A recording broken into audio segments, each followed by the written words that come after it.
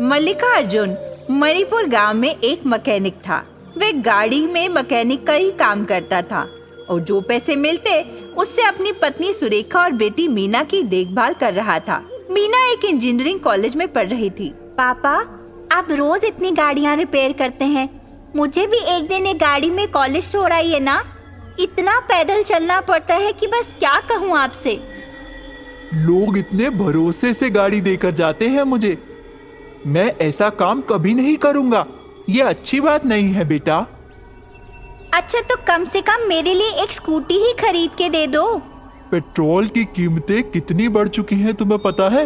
रोजाना 5 रुपए की कीमत बढ़ रही है। हाँ मुझे पता है, आप मुझे नहीं खरीद के देंगे। अरे ठीक है, तुम चिंता मत करो, आज मैं तुम्हें खुद ही कॉलेज छोड़कर आता हूँ।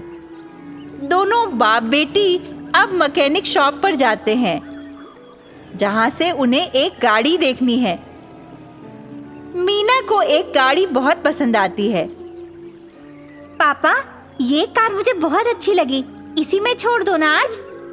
अपनी बेटी को वह निराश नहीं करना चाहता था, इसीलिए वह उसी कार में उसे कॉलेज छोड़ने गया।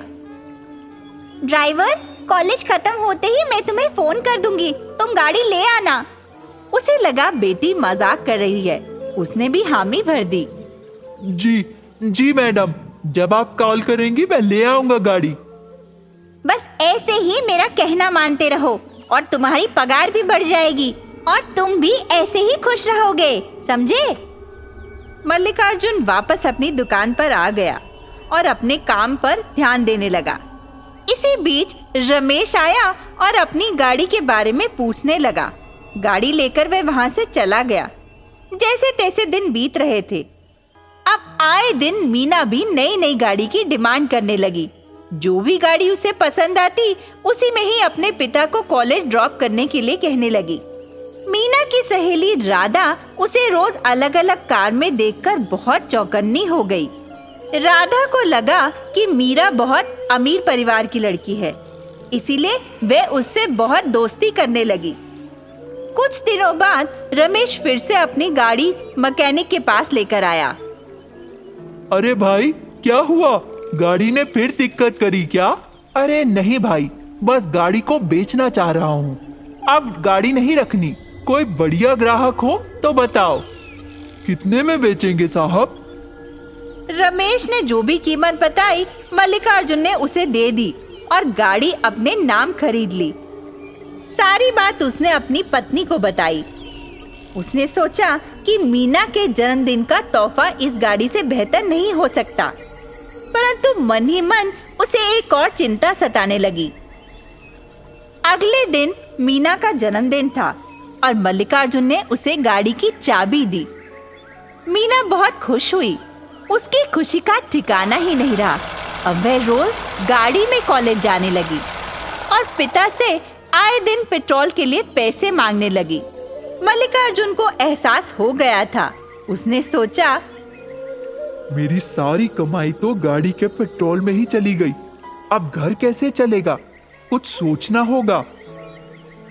उसके दिमाग में एक आइडिया आया। तुरंत उसने अपनी गाड़ी को सोलर गाड़ी में बदल दिया। उसमें सोलर बैटरी लगाई और अब वह सोलर से ही चार्ज होने लगी। पेट्रोल के पैसे भी बच गए और उसकी कमाई भी बचत होने लगी।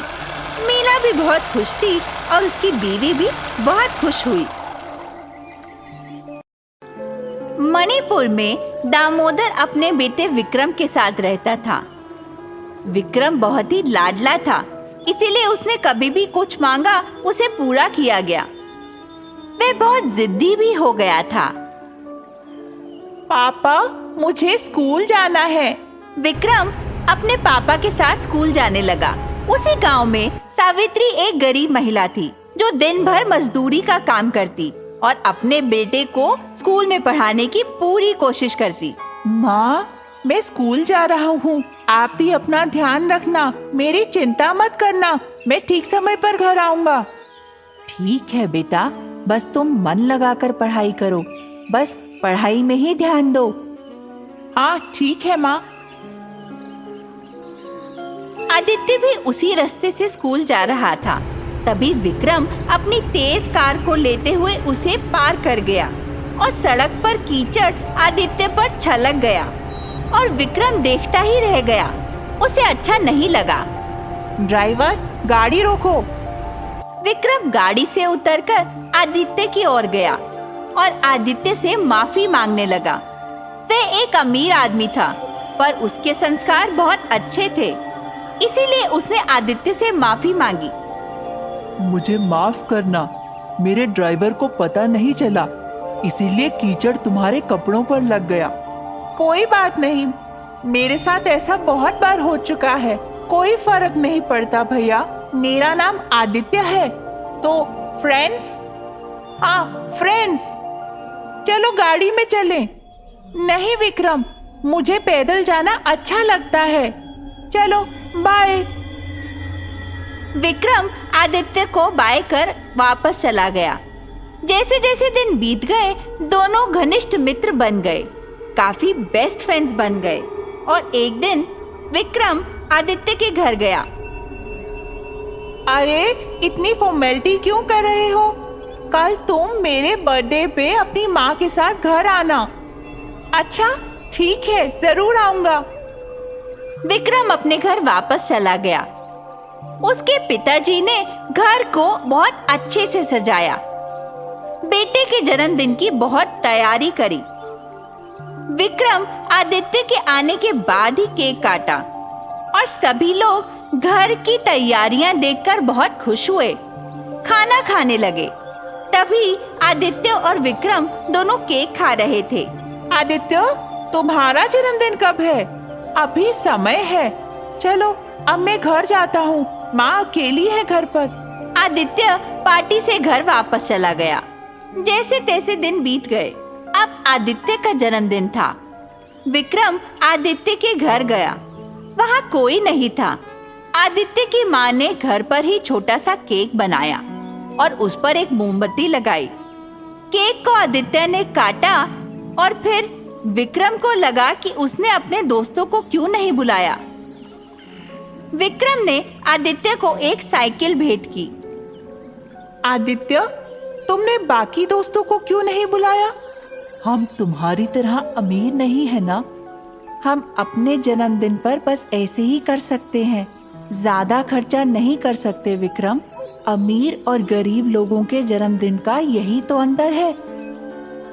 दोनों ने मिलकर खाना खाया और दोनों खुश हुए।